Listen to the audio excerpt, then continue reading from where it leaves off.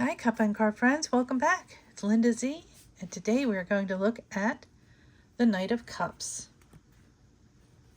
Here's our card. And the Knight of Cups is charming and could mean a sign of proposal. The way that I look at the knights is in age range. I always look at the knight as the 20-ish kind of person, young person. And I always look at the knights as the doers. They're the ones that are in action. They're the ones that are doing things, going out for things and searching for things, and the ones being tasked, like in King Arthur days where you have your Knights of the Round Table and they all have a job to do. This particular one is Lancelot. He's the lover. He's the charming one. He's the one that's very chivalrous and romantic. And yeah, he's the one you got to watch out for. As you can see on this one, his horse is not running fast. It's just prancing along. He's not going very fast like the Knight of Wands with his hair on fire. This one, or the swords charging in and with his sword drawn, not even asking questions and just kicking ass and taking names. This guy is sitting back and he's like, hello, my lady, going along. So let's look at the card.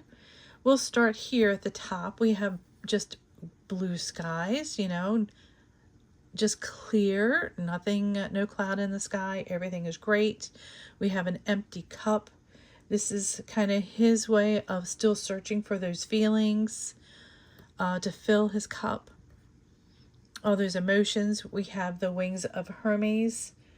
And let's look at his tunic. His tunic here is blue and white again. The blue and red and white, and the red meaning passion, but we have a lot of fish here, meaning multiplicity. A school of fish is community, and his blue, we have waves in here for emotion. We have a beautiful white horse, which is purity, a river of emotion here, connecting us to a source of emotion. And we have mountains in the background that also go to a landscape that is showing just a low-lying area. So here this could be challenges, going towards challenges, or it could be something that has piqued our interest.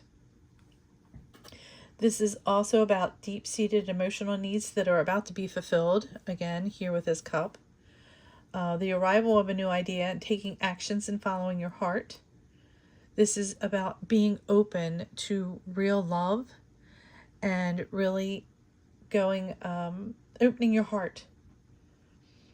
Be prepared for a lot of romantic gestures with Valentine's Day coming up. So, watch out for him. And this night is all about action of emotion and turning those creative energies and ideas into reality. So let's take a look at our cards today. We are going to be looking at the Steampunk Tarot, the Tarot of the Divine, and the In-Between Tarot. Now we'll get into that in-between one because the in-between tarot actually shows the night and the things in between the one card to the next card. So it's that sequence of that in-between time. And I don't always agree with this. So we'll look at that as we go along. So here we have the Knight of Cups in the Steampunk Tarot. And we have a young woman who is standing here on her path. And she looks, like she's actually at a party, maybe took a walk, and she's coming back saying, hello, chaps.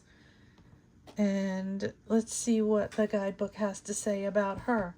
Now, these are all mass market decks that are available at any time. And again, the reason that I like to show multiple decks at a time is not to try to upsell you to buy any particular thing. It's about showing you the different ways that the deck creators look at that particular card. So this Knight of Cups here is, my heart is a stern mistress, and yet I gladly follow her wherever she leads. The core meaning is someone whose actions are motivated by emotions, relationships, and artistic endeavors. And it says, for many, the Knight of Cups is the most romantic, the most quintessential of all knights. Because she holds a chalice, a type of grail, it is easy to associate her with the myth of the Knights of the Holy Grail. However, she lacks the drive of the Knight of Wands, the strategic eye of the Knight of Swords, and the common sense of the Knight of Pentacles.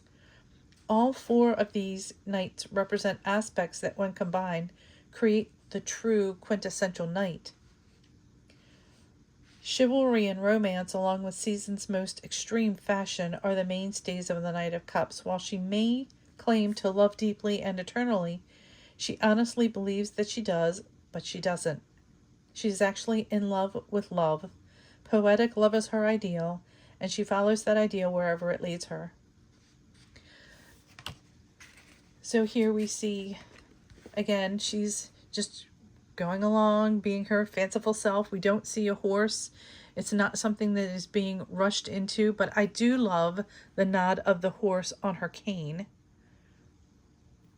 I think that's really interesting. And here, looking at the Tarot of the Divine, I'll bring this one closer.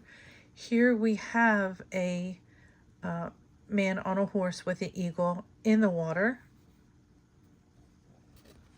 And this is a really interesting deck because it is about deities, folklore, and fairy tales from around the world. And this one says, our Knight of Cups is the Halabu the Hunter from Mongolian legend. It's chivalry, affection, invitations, taking action, and meaningful gifts. The Knight of Cups is a messenger. Halabu was kind and gentle, while also willing to take a stand for what he believes in. Halabu provides for his village, and after befriending a dragon, he willingly sacrifices himself to save everyone he loves. And that's one of the things about a knight. They will sacrifice themselves for the greater good, because that's what they're tasked to do, is to go out, fight the good fight, and, do what is best for the many and not for the one. And here we have the In-Between Tarot. And on the card, you can see here on the left side, it says Knight of Cups. And on the right side, it says Queen of Cups. Now, if you look at the page card, it'll say Page of Cups and Knight of Cups, like it's going into the next. But here we have the Knight going to the Queen. And this says,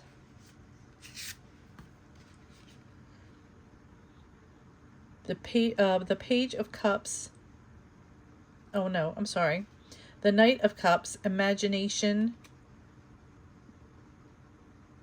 and mood swings. The in-between concept is settling down. So again, it's about relationships and finding that one love that you want to marry. It says the young teenager has now been married. There is now a getting to know each other period. The union has been blessed by one of the elders in the tribe. The movement from the Knight of Cups to the Queen of Cups is not necessarily a restrictive one, but it is a movement towards becoming settled. This in-between stage shows how flighty energy of the knight, who usually displays swings in emotional temperament, is now tamed in the act of marriage and union to another. The relationship will have its ups and downs, which will test the teenager's resolve. For the time being, the excitement of the commitment is enough of a bridge for him to cross. So in this, it shows him getting married and settling down. But look at the card. Does he look happy? I mean, here she is pregnant, and I don't see any water sign. I see the blue skies and I see birds, which feathers remind me of, you know, swords more. And here I see him holding a wand, I would think. But I don't see very much in the cups really represented here other than settling down. But this doesn't even look like settling down. To me, this looks like he's just, maybe he's just not happy. And that's why I said sometimes with cards, they don't always depict what you think they mean. And I think it's just really interesting to see when we have different cards. Sometimes we don't always have to agree. So that's our Knight of Cups today. Let's do a tarot reading using, let's use our Tarot of the Divine. Let me get these cards. We'll use our Knight of Cups as our energy of the day.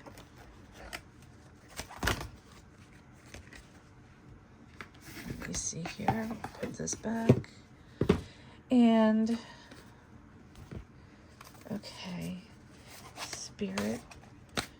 We're going to use the Knight of Cups today as our energy card. Why is the Knight of Cups here?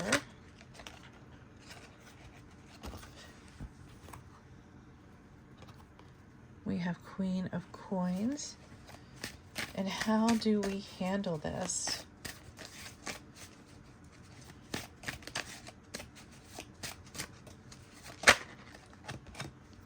Oh, 10 of Swords. Okay.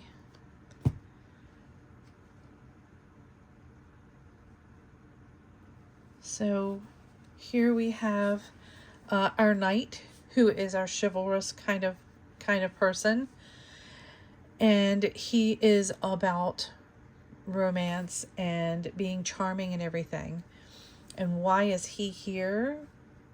This is about the Queen of Coins, or the Queen of Pentacles, is about comforting and nurturing her finances, materialistic things. She is maintaining, nurturing. She's focusing calmly, making sure everyone is taken care of. So maybe I see this as a romance between, you know, going into this. Possibly. Why is this here? But how to handle this? We have the 10 of Swords. This is completion, the thought. You see here we have bloodshed. This is painful, but it's an ending. It's not... This is a finality. This is as bad as it gets. So, but I see here with money and then thought. So we have a lot going on here. So we have somebody who has an idea of love and romance, but someone here who is looking at the materialistic things and making sure she has everything together. She wants stability, but maybe the thought is he's not going to bring that stability. Maybe he is not, he's not ready. Maybe there's a betrayal here. I see something that has come to an end. So whatever was here is not here. So this is, to me, kind of showing a breakup. So yeah, this is me showing an end of the relationship. And maybe they want different things. To me, that's what this looks like. It, you know, here he is leading with his heart on his sleeve.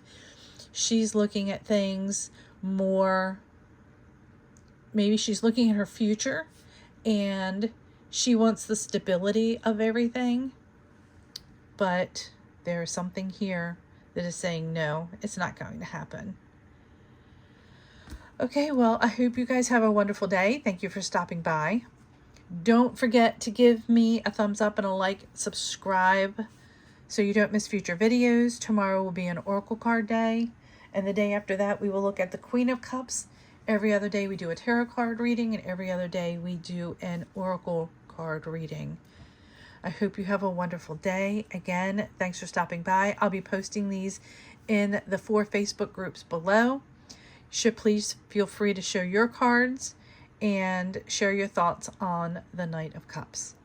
I'm going to go downstairs and grab myself another cuppa, and I hope you have a great day. Thanks. Bye.